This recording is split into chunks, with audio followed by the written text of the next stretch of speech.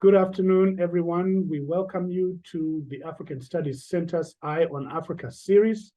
We have the distinct pleasure of hosting Professor Gulick, who is Associate Professor of English and Director of the Comparative Literature Program at the University of South Carolina.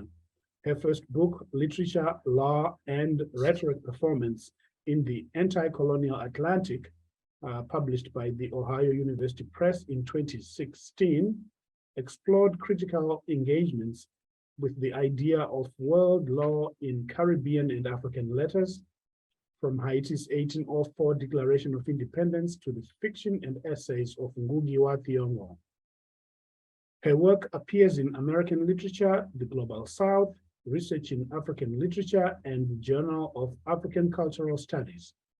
Her most recent article, Campus Fiction and Critical University Studies fromBelow, Disgrace, Welcome to Our Hillbrow, and the Postcolonial University at theMillennium.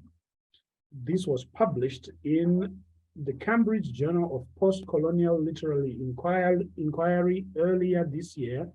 Her current book project, Africa Campus Fiction and the GlobalUniversity Imaginary, examines representations of the university in Anglophone African fiction and argues that this archive has much to contribute to transnational conversations about the future of the university in a neoliberal age. She is editing a Campus Forms special issue of the Journal of African Cultural Studies, scheduled to appear in 2023. We are very pleased to have Professor Gulick with us.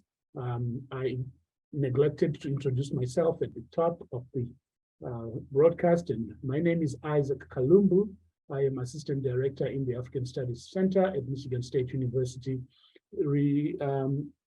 responsible for outreach, and today standing in for Dr. Our Sir, who is currently traveling to Washington, D.C. So I'd like now to turn our conversation to Professor Gulick and to thank her for participating in our Eye on Africa session today. Professor Gulick. Thank you so much, Isaac. Thank everybody for being here today. I'm very grateful to the organizers of Eye on Africa for the invitation to speak and for all the work that goes into putting together this series of talks. I'm in my second year of an administrative role at the University of South Carolina, and it's a lot to just do the nitty-gritty that's required to create programming. So I'm really honored to be included in this series and so gratified by this program's commitment to wide-ranging interdisciplinary work in the field of African studies. I usually teach at this time, so unfortunately I haven't been able to hear any of the other talks in this lineup, which based on the abstracts just looks absolutely fascinating. I'm going to share my screen.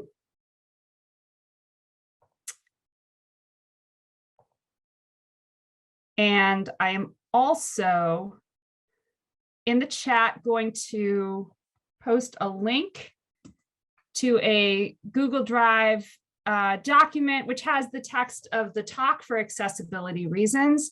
I will be removing the document from there at the end of the session, and I do ask that, and I don't believe it's downloadable.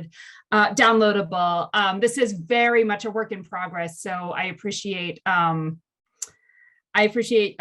your willingness to keep this just between us, even though I know this is being recorded. This talk is drawn from a larger project in which I'm exploring representations of the university in Anglophone African literature and thinking about how that literature participates in conversations about the future of the 21st century university, as well as beyond Africa. Oops, sorry. And as Isaac mentioned, the material that I want to focus on today is from an article that will appear in a 2023 special issue of the Journal of African Cultural Studies devoted to campus forms that I've had the honor of editing. Please do keep an eye out for that. It promises to be a really fascinating collection of articles from a wide array of disciplinary positions, scholars from the continent, scholars from the Middle East, scholars from the UK, from the US contributing to this.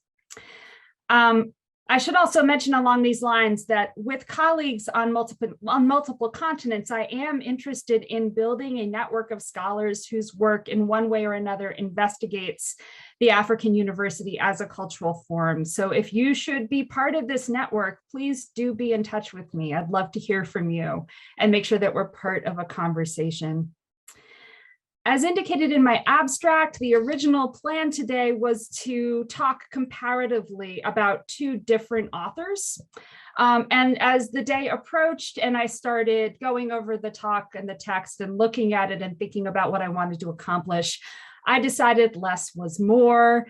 I would much rather be too brief than try your patience in late October when we are all beginning to feel that end of semester drag. And I decided that it made more sense to narrow my focus to just Dina Mengistu's All Our Names. So that's the novel that I'm going to be talking about in more detail today, in hopes that we can have plenty of time for discussion, during which I would be delighted to speak to how I situate this novel among others, both in the article that I'm working on and within a wider archive of African campus fiction, broadly construed, which is the bigger project here.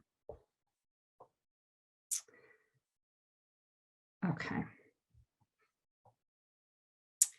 In the present moment, it often feels necessary to defend the university and its work by defining it against its others, institutions of state-sponsored violence and oppression, engines of capitalism, colonialism, incarceration. This rhetorical strategy suggests that whatever else universities may be or do, they should be able to claim a degree of a priori goodness. That's a phrase that I'm taking from a document entitled Abolitionist University Studies and Invitation. A priori goodness in contrast to jails, businesses, resorts, football teams with hedge funds. You've heard them all, I'm sure. But as Stefano Harney and Fred Moten suggest in their critical meditation on Blackness in the university, such formulations point to an unwillingness on the part of academics, especially, to consider the less comfortable ways in which the university and its others are in fact mutually constitutive. Quote, "Universities, not jails," they observe, marks a choice that may not be possible. Perhaps universities promote more jails. Perhaps it is necessary finally to see that the university produces incarceration as the product of its negligence. The frame of reference for Harney and Moten's The Undercommons, from which this quotation is taken, is the global north. And the conversations that have developed in the US over what it would mean to abolish or decolonize the university do not translate perfectly to Africa. Yet they resonate with ways of reckoning with institutions of higher education on the continent that in the past decade have taken the form of highly visible student movements, including Rhodes Must Fall, Fees Must Fall, Sex for Grades, as well as transnational and transcontinental conversations about how universities and the institutions charged with the task,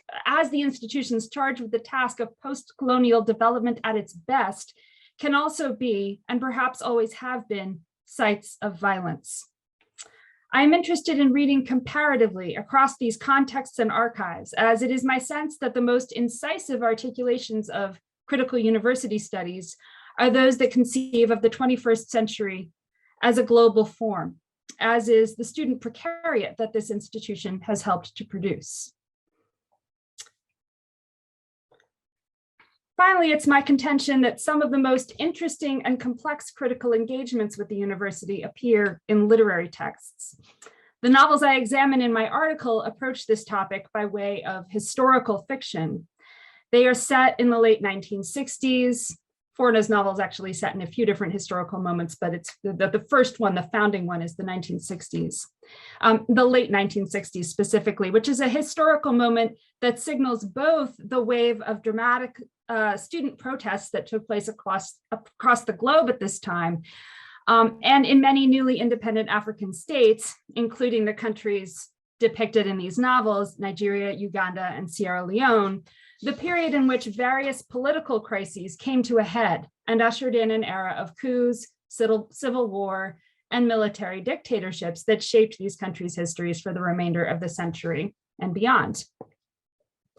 These texts are war novels that recount what Eleni Koundouriotis identifies as a people's history of these political crises, privileging the perspectives of those who experienced the events from the margins of society and including unsparing depictions of the physical and psychic destruction that war unleashed in these newly independent countries.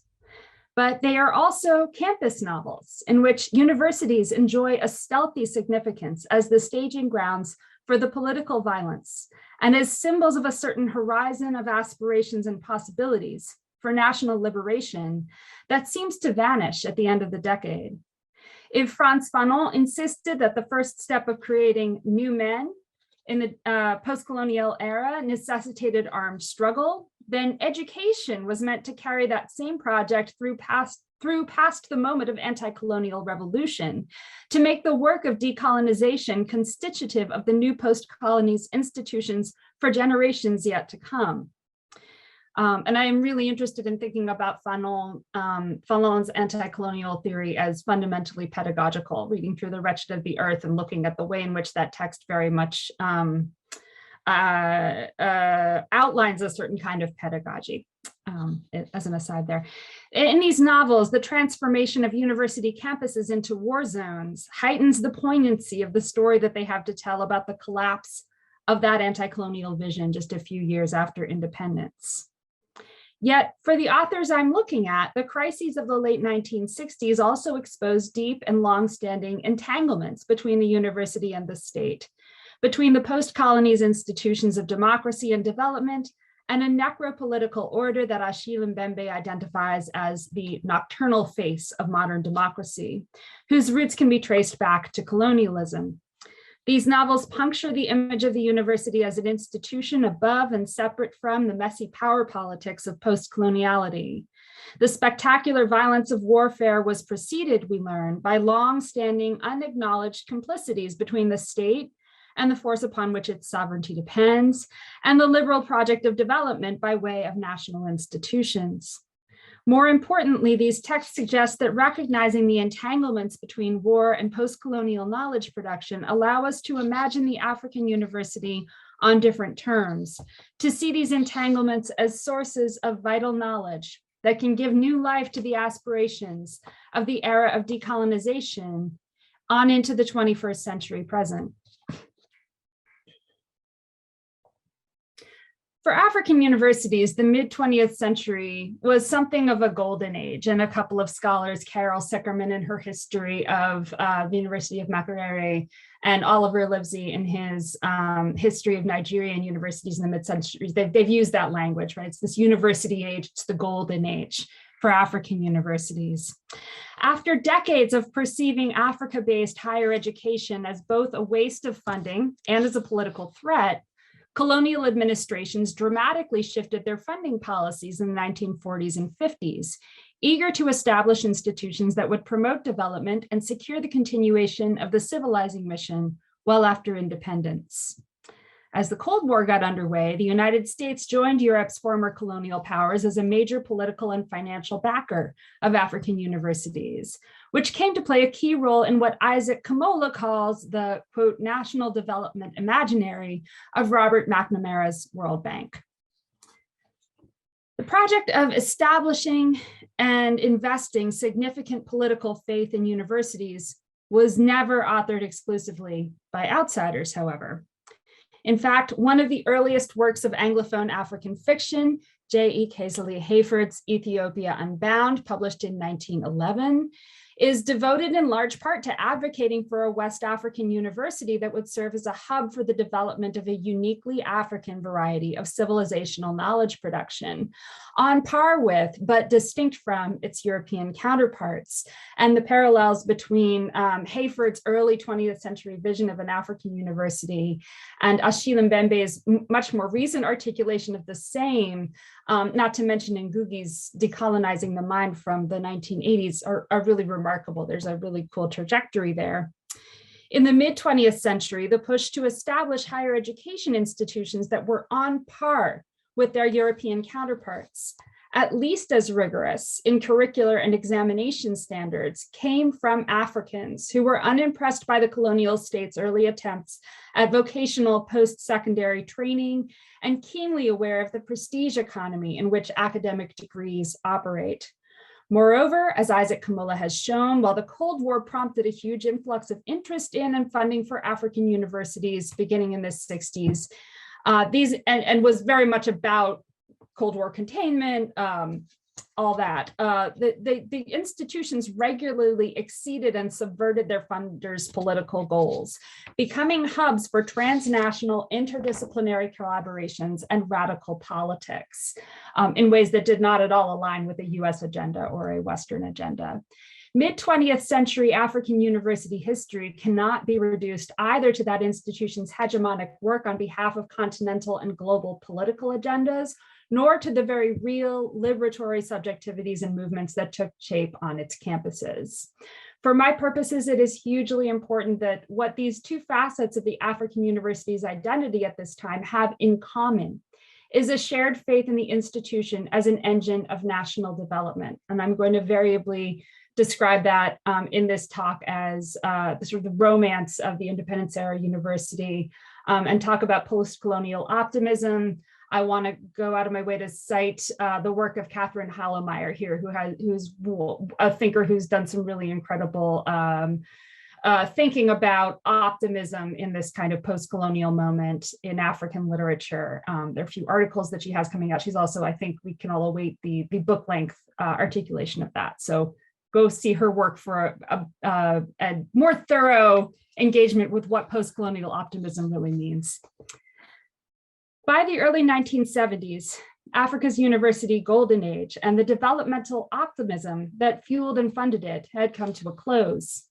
Material resources for the lofty development projects of the independence era became scarcer as both states and international organizations shifted their priorities. It was during this time that a university degree came to be viewed as a private investment rather than a public good. Really, really important that this is not just happening in Africa, but this is a global trend. And indeed, it's happening as a result of World Bank policies that extended a burgeoning market-based approach to higher education to the global South in especially punishing terms. And Isaac Kamola's making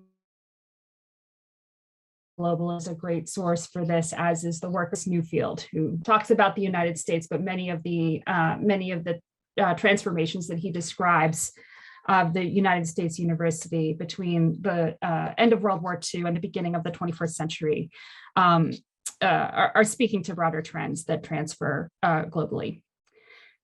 The campus/war novels that I'm looking at are set in 3 institutions with, here are the 2 books I just referenced. Sorry, we're going to put that slide in. The campus/war novels that I'm looking at are set at 3 institutions with special status in African university history, and specifically in the mid-20th century romance of institutional-national development that I've been describing. And those institutions are the University of Nigeria, Nsukka. This is its insignia right here. Uganda's Makerere University, and Sierra Leone's Forobe College, which was renamed the University of Sierra Leone in 1966. These universities are central to the way that the novels portray a certain set of aspirations for post-colonial education, knowledge production, and national development in the wake of independence. The golden ages that they depict were never quite as innocent or golden as they wanted to be. One of the major thrusts of each of these novels is to interrogate that. But that doesn't decrease the imaginative potency of these pre-war intellectual worlds in these novels, where they are, and the novels situate higher education as a crucial site of effective investment in the post-colonial nation. These independence era universities are also key to how all three texts that I talk about in the article invite their readers to imagine new horizons of possibility for higher education in the post-war and the 21st century present, which is ultimately what these fictions are gesturing towards and giving us some tools to think about. I turn now to Dina Mengistu's All Our Names, which was published in 2014. And I'm going to just pause here. I'm going to try and see whether I can view this. I'm not sure that I can, but I am curious if there's a way for me to see a show of hands among anybody who might have read this novel. Who has read Dina Mengistu's work or is familiar with it at all? I'm not sure I'll be able to see hands, but I am so curious. Okay, I'm seeing one. Not that many. Okay, well, he's a fascinating writer. Oh, two. Okay. So he's an Ethiopian American writer. This is his third novel, and importantly, it's the first novel that is set partly in Africa. His previous two books are really about the experience of being an African immigrant in the United States, either first generation or second generation. And so they do very different things. But All Our Names shuttles back and forth between two locations, Uganda and Iowa. And it shuttles back and forth between two first-person narrators. And unfortunately, the narrators actually sort of have the same name, or there's a character in each section who is named the same thing. Makes it hell to talk about his work, quite honestly. So I'm going to try to explain what's going on here a little bit before I get into my reading. The Uganda chapters of the novel are narrated by a poor 20-something young man from Ethiopia, whose real name is never given, it's unknown, as he, quote, gave up all the names my parents had given me on the bus ride from Ethiopia to Kampala, where he has journeyed in part on a mission of self-reinvention in what he considers to be the hub of post-colonial modernity, and in part to flee the violence of revolution that was brewing at home. His father kind of kicks him out, says, get out of here. They're getting the sense that something bad's going to happen. In Kampala, he meets and befriends Isaac, who is also a poor boy from elsewhere. He's from northern Uganda, and he's seeking out his future in the capital city as well. While the narrator dreams of pursuing a career as a writer, Isaac seeks out the patronage of an overseas educated warlord who bears some resemblance to both Idi Amin and Joseph Kony, and helps launch a coup that will overthrow the corrupt current government.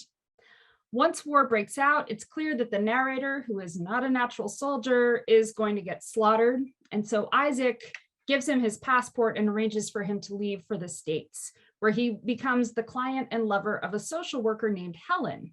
And Helen is the narrator of the Iowa chapters of the novel. Helen knows him only as Isaac. So in the Helen chapters, he is referred to as Isaac. So we've got these two narrators, and I'm going to focus mainly on the Uganda chapters and just call him the narrator a whole lot. The narrator's destination at the beginning of the novel is the capital city, but within that city, his more specific destination and the place where he meets Isaac is the university, which can only be Makerere, but which Mengistu never identifies by name in the text. He's very cagey about naming things, obviously raising some questions about names and their fictionality, just in the title, and then also in the narrator's renunciation of names and sort of the search for becoming something new. Makerere holds a mythic status in the imagination of the narrator, who formulated his own dreams for adulthood around one of the university's most historic events. Quote, a decade earlier, there had been an important gathering of African writers and scholars at the university. I read about it in a week-old newspaper that had finally made its way to our village. That conference gave shape to my adolescent ambitions, which until then consisted solely of leaving. I knew afterward where to go and what I wanted to be, a famous writer surrounded by like-minded men in the heart of what had to be the continent's greatest city. So the conference that Mengistu's narrator describes here is the 1962 African Writers Conference, which is famous as a site of exchange and encounter for writers from across the continent, as well as one or two diasporic authors, including Langston Hughes. This was the occasion on which Ngugi wa Thiong'o, then a student at Makerere, met Chinua Achebe for the first time. And that was a meeting that led to Achebe helping to get Ngugi's first novel published with the Heinemann African Writers series. Ngugi writes about this pretty extensively in his memoir, Birth of a Dreamweaver, where he recounts his time at Makerere. So this conference was a really important event in African literary history, one that came to just define a generation of post-independence African writing as an extension of national liberation. But as Mukoma wa Ngugi argues, over time, it has also become an event whose role has taken on tremendous significance in that literary history, perhaps a little too much significance, he suggests, quote, setting in motion a literary tradition that would engulf subsequent generations in debates around the definition and category of African literature, and crowding out other possible approaches to that canon, which is, of course, Mukoma's mission in his book. Mengistu's own depiction of the romance of independence era Makerere anticipates some of the critical tone of Mukoma's later assessment of the Makerere generation, or rather of the outsized significance that that conference and the literary and political project it came to represent has taken on for later critics and writers. There is never a moment in this novel in which readers are invited to indulge uncritically in that piece of the university's past. And indeed, even the narrator seems aware of how his own fantasy is out of sync with reality. In the passage that I just quoted, Mengistu takes pains to alert readers to the belatedness of the romance of Makerere as a hub of African literary and intellectual decolonization that attracted the narrator to Kampala. So he read it in a week-old newspaper, and he read it a decade ago, and he's only now arriving in the city. So the passage kind of signals that right away, right? He's out of date. And it's clear that the narrator is just hanging on to his, quote, dream of joining the ranks of those writers in a way that's unworkable. As just a few years later, many of them, we learn just a few pages later, are dead, have been forced into exile, or have abandoned their progressive ideals and capitulated to corrupt governments. In her reading of this novel, which is fairly recent, it just came out this past spring, Grace Musila has taken note of Mengistu's cagey refusal to create characters whose innocence accords with humanitarian narratives, and their reductive and politically problematic packaging of child soldiers. And toward this end, the narrator of the Uganda chapters of the novel is curiously aware of the fictitiousness and the belatedness of the dreams to which he clings. If the romance of the African Writers' Conference and the literary project for which it stood were ever politically viable, their moment has passed by the late 1960s when he arrives in town. And the narrator's choice to continue investing in that romance is deliberate, and it comes with really uncertain implications. The narrator's pilgrimage to Kampala and Makerere is premised on an optimism about the possibilities for social fluidity and mobility in the wake of independence. The hope that a young person with no money, privilege, or even claim to national belonging might be able to lay claim to a post-colonial citizenship via the university's unique variety of Pan-African intellectual and institutional cosmopolitanism. So studenthood and citizenship get linked in the novel. In some ways, his dreams are very much in line with Makerere's early identity as a regional university. Before the 1960s, it was the only university in Anglophone East Africa, and so it was really meant to serve students from Kenya and Tanzania, and its mission was to forge community across ethnic and national lines on campus. It served as a sanctuary from Mau Mau and anti-Asian racism, Carol Sickerman explains, and it cultivated a truly Pan-African community among an ethnically diverse student body. But those cosmopolitan aspirations shared by the university and the narrator sit in uneasy relation to the elitism of university education in mid-20th century Africa and in the fictional world of the text. Access to Makerere was generally restricted to students who were already elite by virtue of their missionary education, and admission standards were historically more rigorous than they were at its British partner institution, London University. There were very few students enrolled, right? This is not a time of mass higher education. Mengistu's narrator seems vaguely aware that he has no real chance of becoming an actual student on campus. He's not going to gain admission.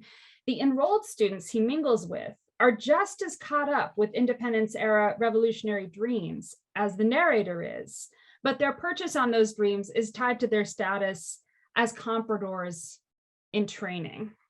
Quote, everything back then was supposed to be ours. The city, this country, Africa, they were there for the taking. And at least in that regard, our approach to the future was no different from that of the Englishmen who preceded us.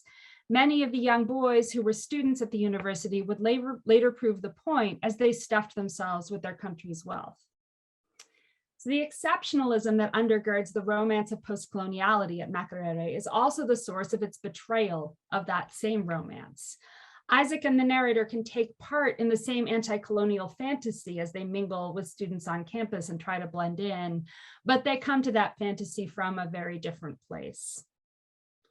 The porousness of campus as a physical space captures the tension between the postcolonial university's role as an institution devoted to national development and as a cloistered and exclusive site for the individual development of only a minute fraction of the population.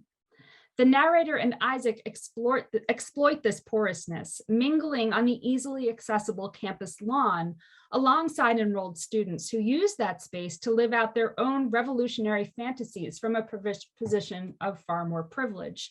Quote, dozens of Lumumbas, Marleys, Malcolms, Césaires, Kenyatas, Sengors, and Selassies, boys who woke up every morning and donned the black hats and olive green costumes of their heroes, or the figures that they encounter on campus. The reason it is possible for Isaac and the narrator to pass as students on Makerere's campus is partly because of how that space signals the institution's fraught dual identity as exceptional and public. It's also partly because passing and performance are constitutive activities of the real student body as well. Everybody there is acting. Everybody there is living out a fantasy. Performativity and attachments to an outdated mode of political activism are what leave Makerere's students vulnerable to manipulation, infiltration, and violence. In the employ of Joseph, the warlord, the out-of-town warlord who shows up and lurks and then Isaac finds, Isaac sows the seeds of protest among students, exploiting both the ambivalence of campus space, its elite exceptionalism and its public democratic mission, and the shallowness of students' political commitments. Isaac's he calls it a paper revolution. It's devoid of ideology or even a concrete goal. And it's therefore very attractive to a politically adrift student body for precisely that reason. He's not really saying anything, but that's the gag, right? That's the sort of thing that draws everybody in, gets them to pay attention. The peaceful all-night protest he orchestrates is quickly broken up by an armed police force. And there's clearly no distinction anymore between soldiers and the police. They're just all kind of the same people with guns who show up, who attack with tear gas and then mop up with guns and beatings, looting students' belongings after the campus has been emptied out. Goaded into a highly visible show of political resistance and set up to be victimized by state violence, university students provide the justification that Joseph needs to gather his own army and start a war. Joseph's manipulation of students and campus space is anything but incidental, partly because the university has enjoyed relative protection from state violence for much longer than other areas of the city, but also because Joseph understands that the coup he is instigating has a pedagogy all its own. Quote, the students have to know what's happening, he said. They can't just read about it anymore. War does not merely overrun and eradicate the post-colony's intellectual wing in this story. It makes use of the university students as students, demonstrating the malleability of the project of post-colonial higher education, the ease with which that project can be put to work on behalf of an emergent necro-political order. After the coup begins, Isaac and the narrator relocate to Joseph's house and headquarters, which is also the headquarters of the war And it's the site of, quote, the second most important conference in the capital's history since independence, a gathering of weapons and military operatives, and a dark repetition of the 1962 African Writers' Conference. For the narrator, it is the continuity between the two forms of post-colonial world-making rather than the disjuncture between them that sticks. Quote, I came to the city, to Kampala, for the writers and stayed for the war. The difference wasn't as great as I would have thought. In another kind of war novel, this collapse of two presumably opposite forms of post-colonial Bildung, a university rooted in the literary, and war, might be laced with tragic irony. But again, Mengistu has been undercutting that opposition since the very beginning of the narrative. The narrator's observation is not accompanied by a dramatic moment of disillusionment, as he was never fully under any illusions to begin with. And this seems to also be the case for the students that Isaac leads in revolt, who turn to the anti-colonial past for the appropriate expressive forms for that experience, but do so with an awareness of their pastness. Quote, we had no chance, and the few songs we sang were those that had been popular in the years just before independence. The revolutionary songs from the late 1950s and 1960s were everyone's favorites, the songs of our parents in our childhood, which we might have scorned at one time, but which we sang throughout the night to keep from falling asleep. The generation before us had had their revolution, and look what they had done with it. So in another version of this story, the all-night vigil might signify the start of a new movement, an occasion for solidarity, community building, and growth. It might, in other words, resemble the kind of pedagogy to which the Occupy movements of the early 2010s, the years during which Mengistu was writing this novel, aspired, a moment in which the disenfranchised narrator and the rich students who arrive on campus in chauffeured cars might share space, and by sharing space, develop a shared political dream for the future. But here, the common ground the students share has less to do with inventing a new tomorrow than with mourning a lost and inaccessible yesterday. Everyone knows that the songs of a previous generation are inadequate to the present moment, but that knowledge foments melancholy, not transformation and innovation. When the army invades campus, there is no hopeful spark for it to squelch. The rally is something of a hospice situation, an ephemeral moment of happiness in the context of an impending doom that everyone seems to know is coming. The Iowa chapters of the novel transnationalize its story of failed or at least truncated student revolution. Isaac's first request of Helen, and again, Isaac is actually the narrator from the first section. Grace Musila says they're the same person. I have sort of a different interpretation. I can get into that in the Q&A if anybody really wants to go down that rabbit hole, but he's the narrator who's been renamed. And his first request of Helen, his social worker, when he gets to town, is for a tour of the nearby college campus, which is Helen's own alma mater. And it's physically reminiscent of the one that Isaac just fled. And it has its own recent turbulent history. Less than 2 years ago, it was the site of a student protest that was met with a violent police response that recalls the 1970 Kent State Massacre, though this university is clearly located in a different part of the Midwest. By the time Isaac and Helen tour the campus, that history has disappeared from view. Quote, the students that I could see from my car seemed content with what life had given them, and there was no trace of any anger that only a few years earlier had seemed so important. One war had ended, that was enough for now.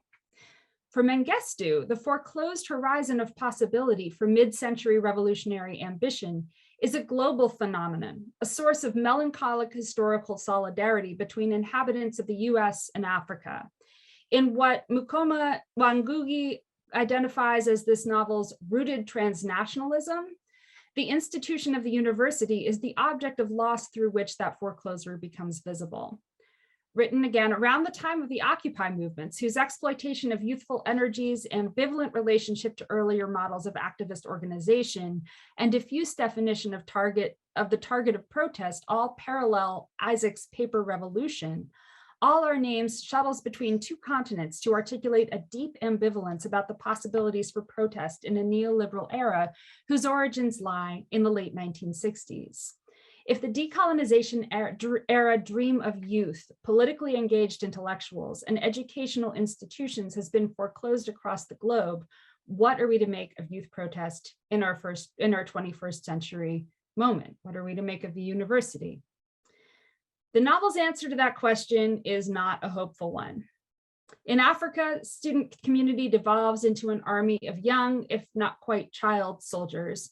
And the US story ends with the narrator, nay Isaac, leaving Helen, and their interracial romance is more or less doomed in her small town. In both Uganda and the US, the students who inhabit Mengistu's late 1960s university, officially or otherwise, can do so only by way of cynical or willfully naive performances of an expired, or perhaps never workable to begin with, set of political aspirations. Depressingly, and in a way that is notably out of step with the resurgence of energy around student protests that took place during the decade that this novel was published, All Our Names does not suggest that the university's radical potential can be reimagined and reworked for a new era. Its portrait of student protest and the afterlives of anti-colonial revolution is bleak, a rebuttal through and through of the cruel optimism, to borrow Lauren Berlant's term, that is born of approaching the post-independence era via a set of outdated and unworkable revolutionary political ideals and strategies. For Aaron Beatty, this bleakness is problematic, quote, too close for comfort to Napoleon pessimism, displaying, quote, nothing but patronizing contempt for the Makerere students who dream of African socialism and world revolution.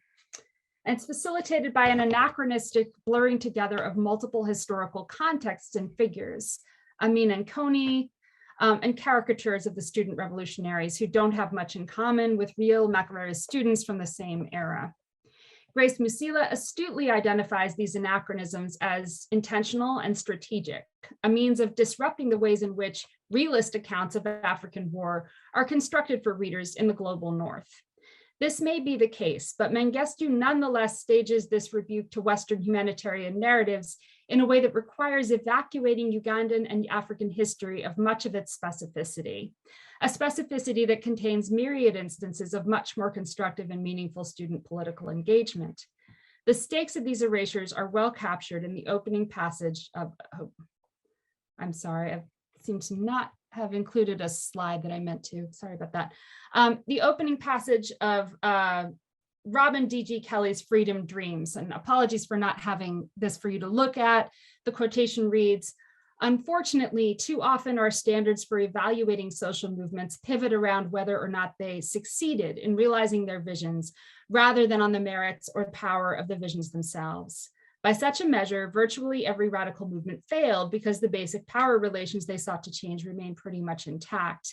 And yet it is precisely these alternative visions and dreams that inspire new generations to continue the struggle for change. Mengistu's novel is so intent on steering clear of the cruel optimism of an out-of-date liberatory politics that it affords little space for its characters to take any inspiration from the anti-colonial struggles and energies that belong to an earlier generation. Those unsatisfactory aspects of the novel's historical vision make it difficult to recognize its more nuanced and interesting commentary on the meaning of postcolonial youth and studenthood that emerges around and despite Mengistu's pessimism. There are a couple of ways in which I do see All Our Names gesturing beyond its commitment to resist any form of political optimism, one of which is its exploration of what higher education might mean outside of our modern institutions of higher education. As Musila has observed, Mengistu is a US-based writer whose literary imagination is deeply informed by the politics of anti-Blackness and the dehumanizing effects of global capitalism on multiple continents.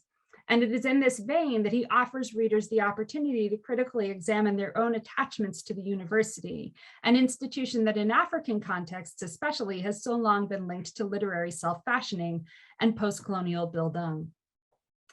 In line with US scholars and activists whose work coalesces around the project of abolitionist university studies, and I'm giving you the name and link to the invitation to that project on the slide, Mengistu troubles the university's self-definition as an engine of enlightenment that exists above and apart from historical exploitation and oppression, a move which in the United States has facilitated the erasure of its long-standing entanglements with the genocide of North America's indigenous population, the slave trade, and plantation slavery.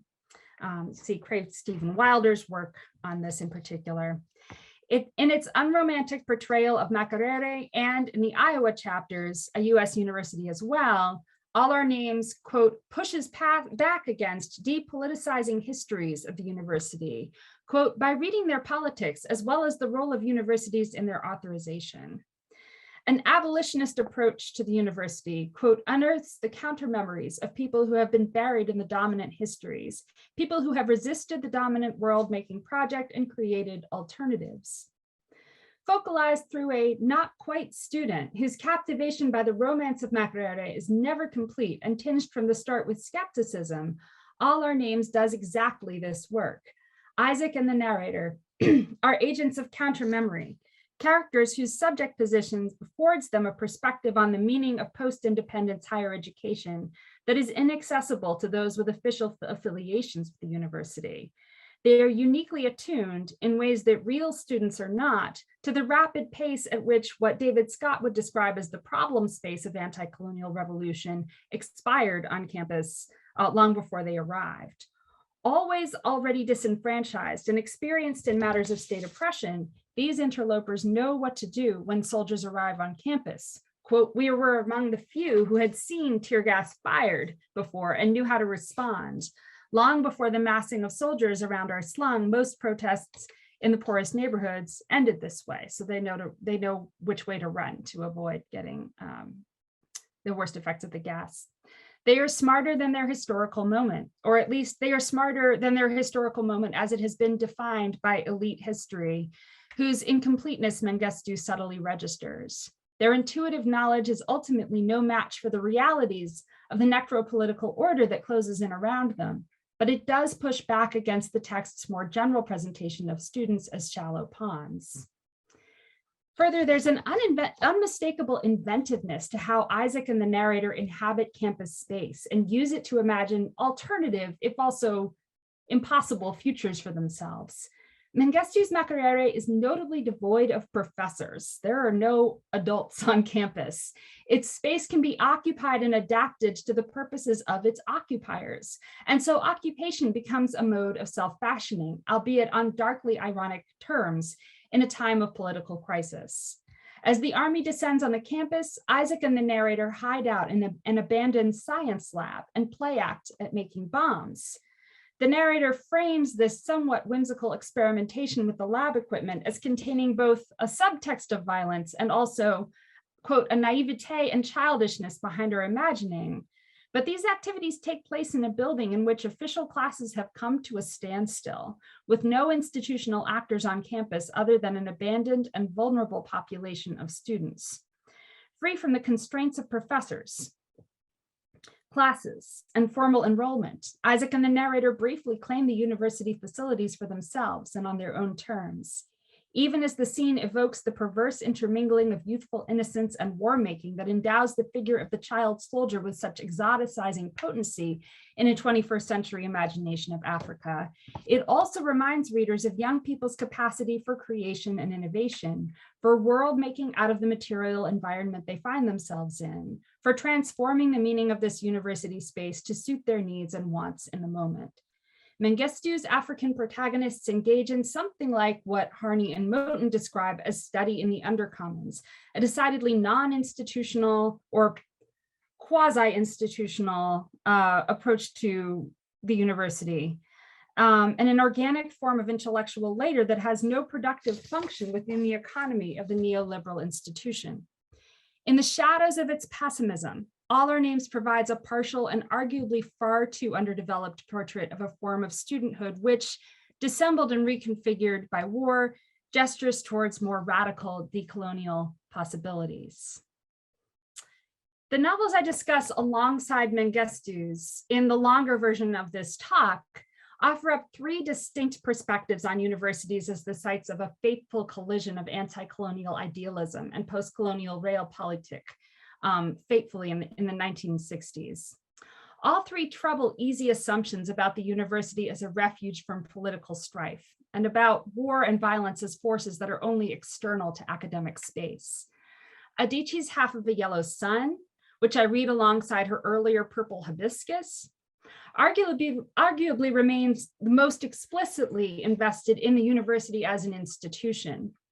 Though her fiction gestures toward a distinctively feminist model of post-war, post-colonial intellectualism that emerges from the ruins of the intertwined violences of war and structural adjustment, and allows the spirit of Nigeria's first indigenous university, that's kind of the term that President Azikiwe uses when he establishes it, to travel and grow with her diasporic characters. This is a great documentary on the founding of Nsugga, if anybody is interested. And then The Memory of Love, which I should have a slide for all of its own, but do not seem to. Aminata Forna offers up the most fully fleshed out model among the three of post-war intellectualism, post-war, post-colonial intellectualism. This model depends, however, on identifying the kind of refutation of anti-colonial optimism that is so central to Mengistu's text as part of the problem, a cynically deployed weapon through which the would-be good faith post-colonial intellectuals of that era were silenced and killed. The Memory of Love nonetheless shares and expands Mengistu's investment in the possibilities of creativity emerging from bleak ambivalence. The question of how or whether to look to universities' pasts in order to conceive of their possible futures is at the heart of current scholarly and activist conversations about higher education. Should a case be made for a return to an earlier golden age of public investment in universities, their students, and their staff? Or do the university's colonial, white supremacist, and patriarchal origins require us to require a more profound reckoning with the purchase of this institution in the present, and perhaps also the limits on its capacity to decolonize either itself or the world beyond its walls? In the words of one character from Cape Town's Baxter Theatre Company's 2017 The Fall, a collectively authored play about the Rhodes Must Fall movement, quote, "Does this mean we have to give up university now? Might giving up university, relinquishing our attachments to the institution as such, open up other avenues for conceiving of teaching, learning, study, and knowledge production with more liberatory potential?" In our not quite post-pandemic present, we have yet another framework through which to interrogate both our longing for a COVID-free before times and the opportunity afforded by this moment of this crisis to rethink the way things have always worked and the lessons we have learned about what never, in fact, worked well to begin with. Anybody who's teaching may have had a moment or two like this in the past couple of years. The campus fictions discussed here do not provide easy solutions to any of these problems, but their recognition of the ways in which war and political crisis, and perhaps crisis more generally, are constitutive of, rather than aberrations to, the campus and its knowledge work, broadens and enriches the terms under which we might seek these solutions. Thank you so much for your time. I'm going to stop sharing my screen now. Thank you so much, Professor Gulick. We really appreciate that very complex and fascinating examination of the so-called golden age in African universities. And I would like now to invite our audience to put questions in the Q&A so we can read them and have Professor Gulick answer them. But as you compose and think of your questions, I wanted to ask a question of Professor Gulick concerning the concept of the golden age. And one thing that comes to mind is that when a golden age, what we later call a golden age, is happening, people don't know that it is a golden age. Yeah. Often they don't. There may be some wise ones here and there who know, but most times people do not know it is a golden age. Yeah. And at that time, they have what they see as crises. They have aspirations. They have ideas about what ought to be. They see themselves on a trajectory going forward to a better place. Yes. Now, a place is called, or a time in history is called a golden age because usually the time that it is designated as such represents a decline of sorts. Mm-hmm. People are pointing to something that has been lost, and are nostalgic about this golden age. They are saying, oh my gosh, those were the good old days. We used to have A, B, C, D, and X, Y, Z. It's no longer here. I have often wondered about the distance between the aspirations of the golden age and the aspirations of the post-golden age, if we call it that, and how those sort of interrelate and how those sort of discussed in the discourses that take place when people are reflecting on the golden age and when people are still talking about the things that they are striving for or ought to be striving for. Yes. I wondered how much of that, sort of features in the discussions about these concepts. That's really the crux of it, right? There's a line in some version of this article where I just sort of say, right, of course, golden ages can only come into existence once we've fallen from them, right? We can only describe them as such afterwards. In very concrete terms, right? And this is true in African university history and in US university history.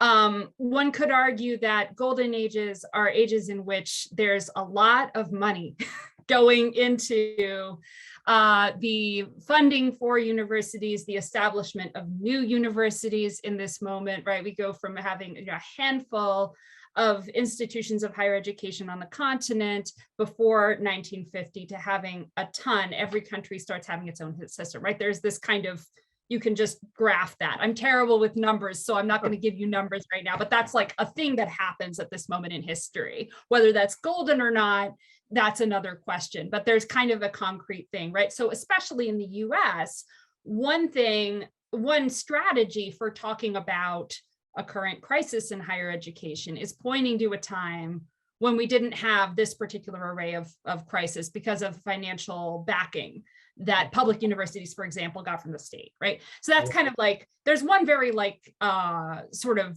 material answer to that, right? Like it might not have been understood as golden at the time, but oh my God, right? It looks real good right now just because we're broke.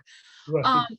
I think also though, what you're getting at is this kind of bigger question, which I see as really fundamental to 21st century post-colonial studies, and which I think authors like Mengistu and really any 21st century novelist who's writing a historical novel about the independence era, right? This question of like what we do with this moment, what we do with the kind of utopianism of it, and whether we describe what comes afterwards as a fall. And David Scott, of course, has this really famous argument about the transition, the rupture point between anti-colonial romance and what he calls the tragedy of post-colonial enlightenment that takes shape after that. And I think I always want to push back against that idea of this kind of finite rupture point and the way in which characterizing everything after that as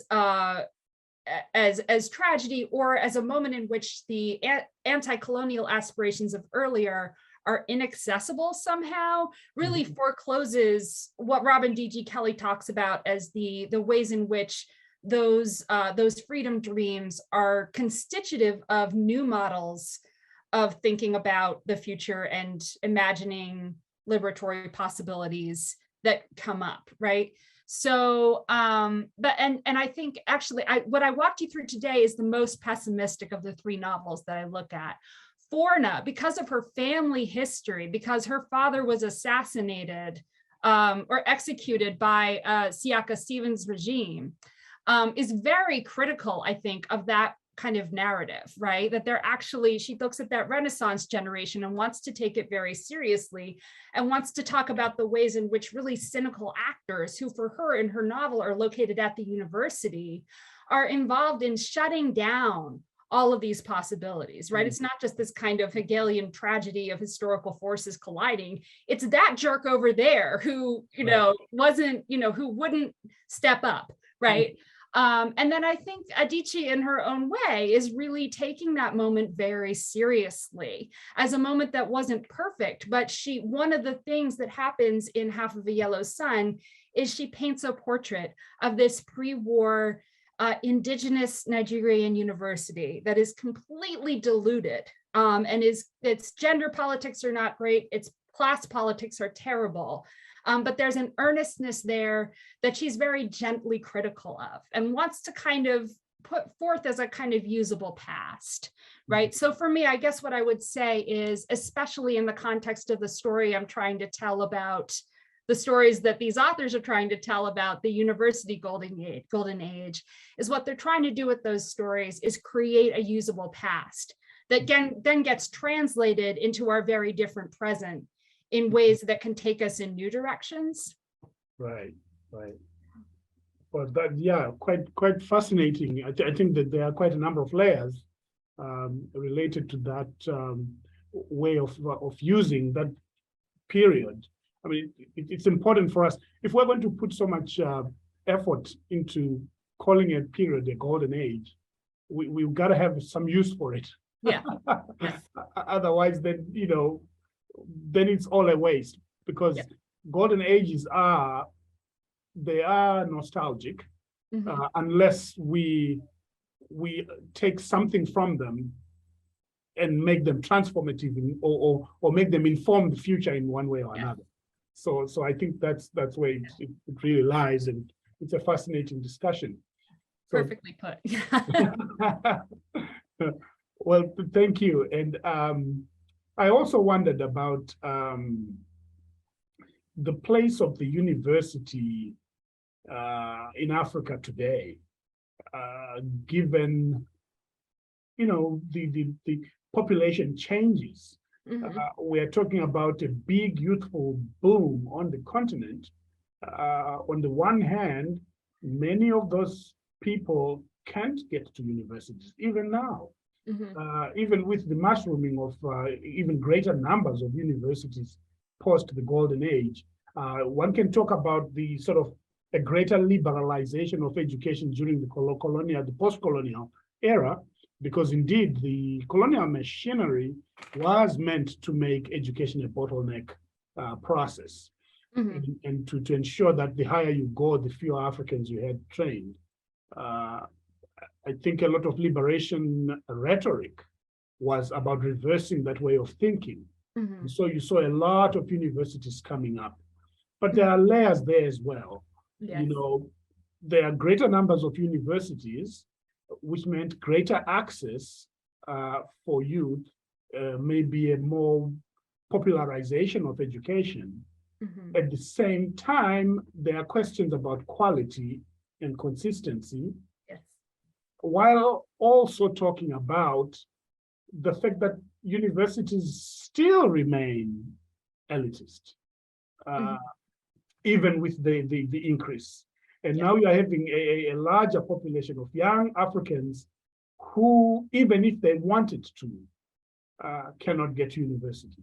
Even if they had high grades, cannot get to university because the cost of it has just escalated and it has become inaccessible. In other words, more so on the continent than perhaps elsewhere in the world. This youth group that we are talking so much about as the youth bulge suffers from the inability to achieve its dreams. So it raises another question about the university and what it means today for young people in Africa. Yes. I think that one of the reasons Mengistu's novel is so fascinating to me has to do with the fact that he gives us these two characters who want to be students and can't be, right? So there are many things to say about that, but I think one of them is that the figure of the student in the 21st century who emerges, especially for me, in 21st century Anglophone African fiction, which the prominence of higher education in that archive just skyrockets past 2000,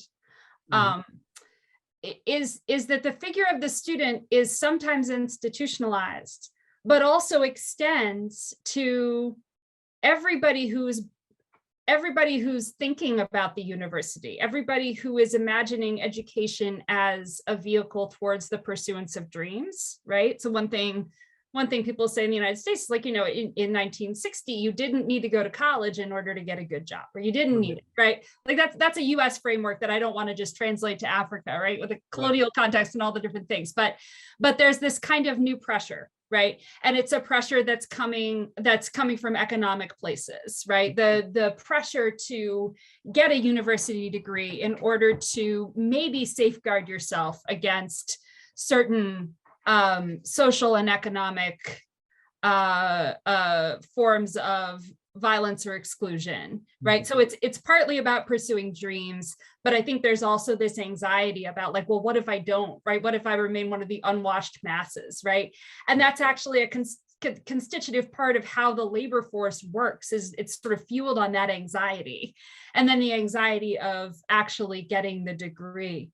So some recent works of fiction from around the continent that I would point to as homing in on that tension particularly well would be Lola Akande's What It Takes, which is a 2016 novel about a woman who's pursuing a PhD in English in Nigeria at a Nigerian university, and she's got this completely sadistic advisor who refuses to read her thesis for 10 years, and it's just kind of the saga of her life, right? That's kind of the premise.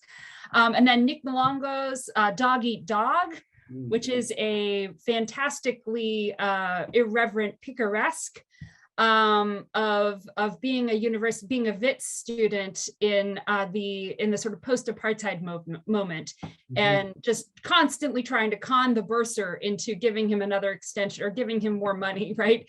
Because costs have skyrocketed. So he's coming up with fake death certificates to prove that he had to go to a funeral, and that's why he couldn't pay his bills and things like that, right? And this kind of like much less interest in the actual intellectual work of the university in both of these texts, even though the characters and the authors clearly love learning, and that's like a wonderful thing, but also like this pressure of like, no, I need that degree, right? That degree is a thing that operates in a very particular way. Jonathan Haynes has a wonderful article on the way that this plays out in Nollywood films in his book on Nollywood. He has a whole chapter devoted to campus films and what happens with that sort of subgenre of Nollywood. Wow. Thank you very much. I see that there are two questions in the chat there. Can you see them? In the chat, I see them in the Q&A. Yes. Q&A, sorry. I'm sorry. Yeah. I mean, I believe that Mengistu did attend university. He certainly works at one. And then I don't know much about Oberlin, but I did see that they oh, that's right, the thing recently with the business that came up in the news. I'm forgetting the details of what happened at Oberlin, right?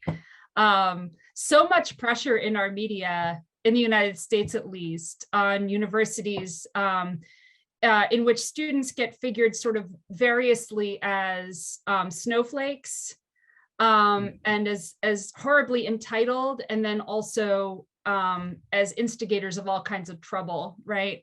Sarah Ahmed's got a wonderful article against students in the New Inquiry, in which she talks about the various manifestations of the complaining student and the way that figures in our imagination, that it's sort of on one hand very hostile to students, and on the other hand still kind of very enraptured with this idea of what they're supposed to be. Nollywood is Nigerian kind of video film culture. Yeah, and Professor Gulick, I think you got the wrong Mengistu. I think they're asking for about Mengistu Haile Mariam. Oh, okay. And I actually do not know. I do not know that person, to my shame. Yes. Are there other questions? You can raise your hand or type in the Q&A.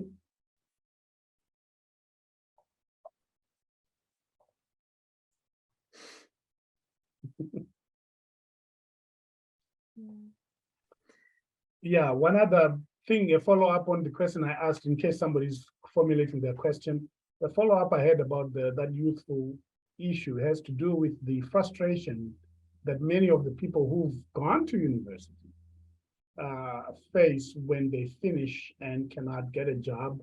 So all those, those assurances that the degree would have had in the golden age Yes. aren't necessarily guaranteed today. Mm-hmm. And that's one of the challenges that we have. I'm glad there is a question here that has been sent by Haiti Carlis. Nollywood is the Nigerian film industry, not merely a video. Oh, okay. Yes. Yes, it is the film industry from Yes, Nigeria. that was poor wording on my part. Thank you. It's been around for many years, probably 2-3 decades, Yeah. in terms of its popularity, and has very many different movies done on very many different topics and themes. Just a rich record of the Nigerian experience, if you like. Other questions, comments? I was talking with Isaac before we started about just how disciplinarily diverse this African Studies Center is, and how crazy it must be to attend this whole series of talks with people coming from such different fields and different perspectives. That's got to be a little bit insane in a wonderful way. Yes, it pulls you in all sorts of directions, but you get to see how these things are interconnected and interrelated. So it's a wonderful place to be. There's a question about whether there is a similar film industry in Senegal, one that's similar to Nollywood in Nigeria. I've never heard of Sollywood, but I mean, most of the African cinema, the first African cinema I was ever introduced to was Senegalese. Ousmane Sembène's classic works, Khala and Mandabi, and some of his other films. I've been learning a lot recently about Tsitsi Dangaremga's career as a filmmaker in Zimbabwe. Mm-hmm. And the way that she kind of looks to Senegal as one version of a film industry that she'd love to see at least elements of be more successful in Zimbabwe. So she's kind of pointing to that as sort of the more artsy manifestation of African filmmaking. Yeah, and I think as you go across the continent, you'll find out that there is film of some kind in each country. Mm-hmm. It's just that Nollywood became very, very popular, mm-hmm. In large part, I think, because of the volume mm-hmm. That came out of there, and the fascinating stories, the gripping narratives of different qualities and levels in all regards regarding how you make a film. Mm-hmm. Now, some countries have smaller industries, but I think almost every country is involved in the making of film. Mm-hmm. Yes. I believe there's a pretty famous Nollywood star who got tapped to play one of the leading roles in the film adaptation of Adichie's Half of a Yellow Sun. So while I don't think that movie is sort of considered Nollywood, but it tapped into that popularity. Right. So it's a very confusing film because it's such a long and detailed novel, and it feels a little bit hard to keep up with the plot, if I remember when you watched the film, but it was still fun to see. Yeah. Sometimes something gets lost in translation between the novel and the film. Yeah. It's the nature of the two different genres. Well, it does not seem like we have any more questions here, and I am left to thank Professor Gulick for this wonderful discussion. We certainly have learned a lot, and we appreciate you sharing your knowledge, your research with us, and we look forward to your publications that are in the pipeline. I really appreciate your time and your organization. Thank you, everybody, for being here today. Thank you so much. Thank you to our attendees, and we will be having another Eye on Africa same time next week, Thursday, and Professor Awasa will be back then. Thank you, and have a great day and a wonderful weekend ahead. Thank you. Thanks again, Professor Gulick. Bye-bye now. Bye-bye. Thank you.